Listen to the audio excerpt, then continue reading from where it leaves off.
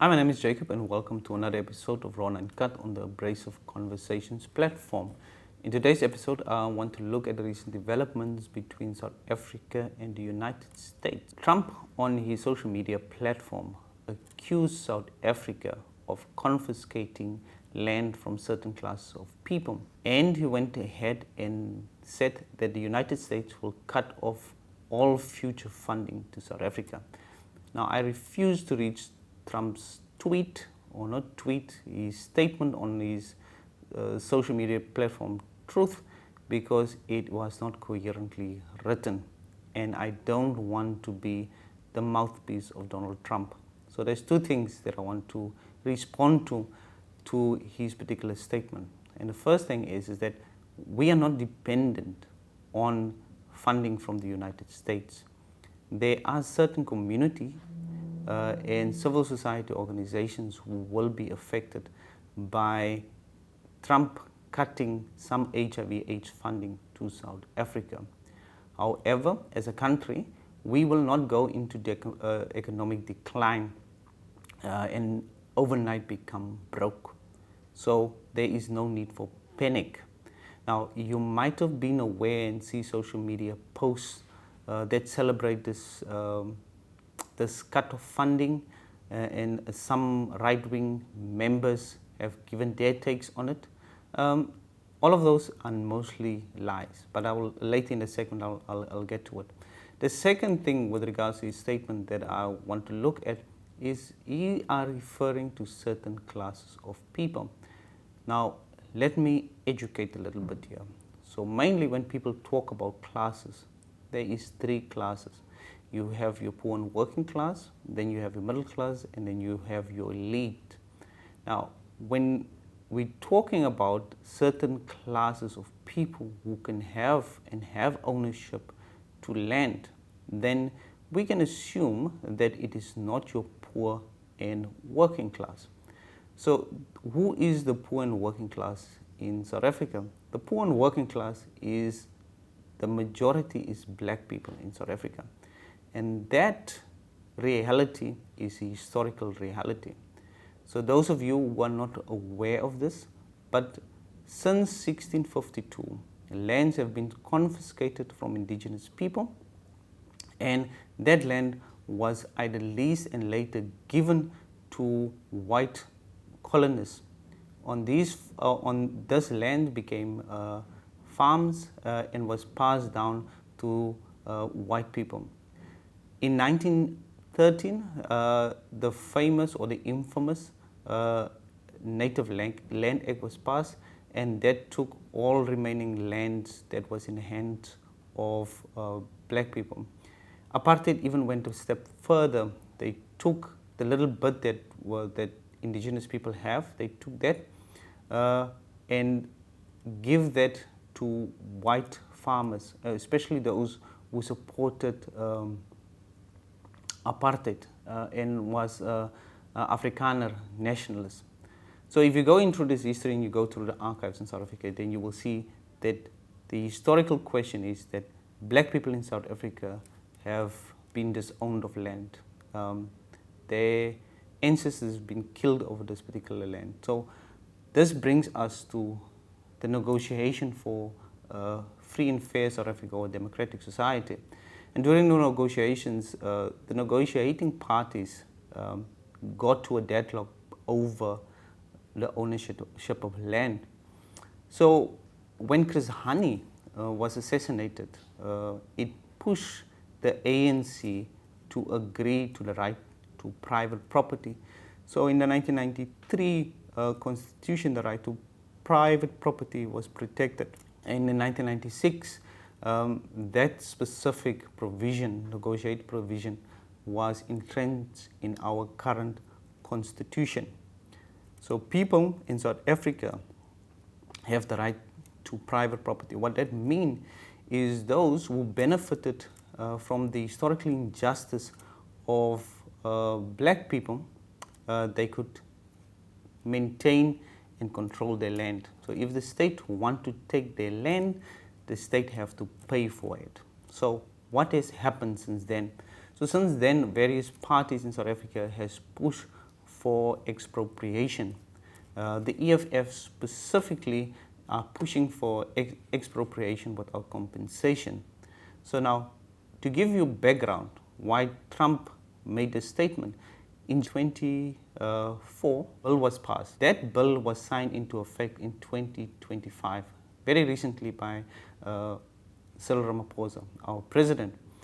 And since then, the right-wing medias across the world and even South Africa have painted this that the South African government, especially the ANC-led South African government, are confiscating land from white people, and that white people are under threat. Now that's a lie. Even the DA came to the defense of the GNU, but also in defense of some of these lies that Trump and his right-wing media counterparts have been spreading.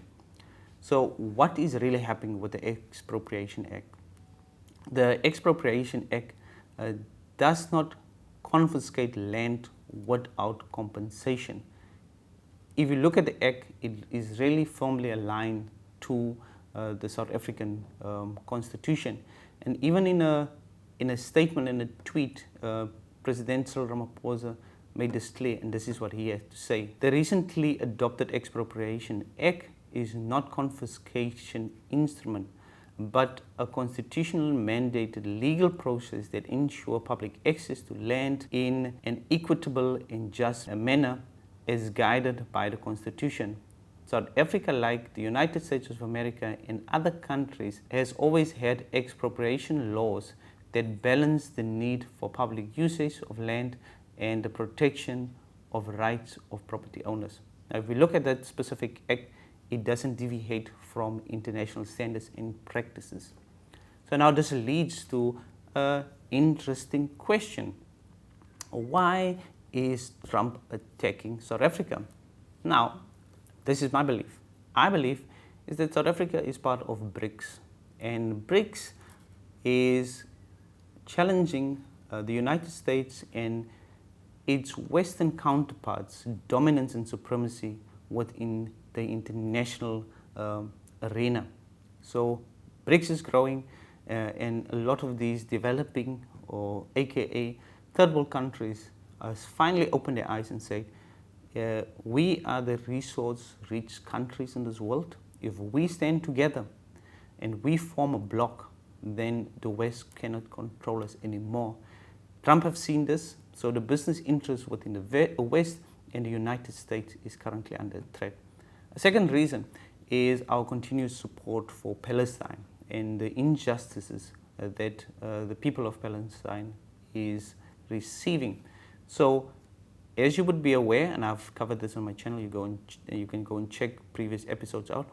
South Africa has taken the Israeli state to the International Court of Justice, and what it successfully achieved was to get interim measures against some of the human rights abuses that was taking place in Gaza.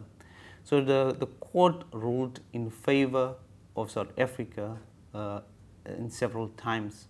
Now this was a slap in the Israeli state and even in the West state. So there's a lot of Western countries that is supporting the Israeli state. There is a lot of business interests, invested interests within the Western states in the Israeli state. So what this means is when South Africa, this country on the southernmost tip of Africa, decided to take the Israeli state to the International Court of Justice, it was slapped in the face, and they cannot get over this. They cannot get over the audacity of South Africa to stand up against a bully. Now, this brings me to President Cyril Ramaphosa's statement. He said that South Africa will not be bullied, and I agree.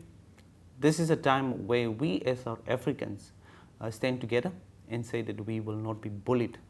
Now, the land issue in some of our internal politics is things that we have to talk about. We openly have to start dialogue between landowners and those people who do not have land. But that conversation must not be facilitated by external parties. That needs to be a conversation between South Africans, for South Africans, and for the greater objective as South Africa. The greater objective of South Africa is a non-racialist state that is founded on human dignity. And if you are poor and without land, then your dignity are affected. So in that context, I agree with President Cyril Ramaphosa.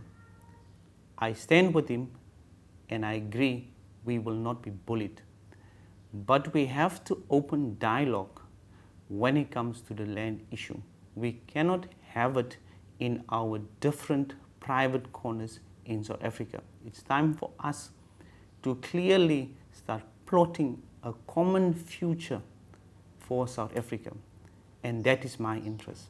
A common future that is stable, where we don't have to fight each other and have to kill each other. Where the opportunities for a poor person would come progressively better to get from poverty to the middle class and even have a much better future than their ancestors have in South Africa. So that is my politics and that is my vested interest in this whole debate around land in South Africa. Ladies and gentlemen, thank you very much for watching this episode. I do appreciate the support and we'll see each other in the next episode. Thank you for watching. Bye-bye.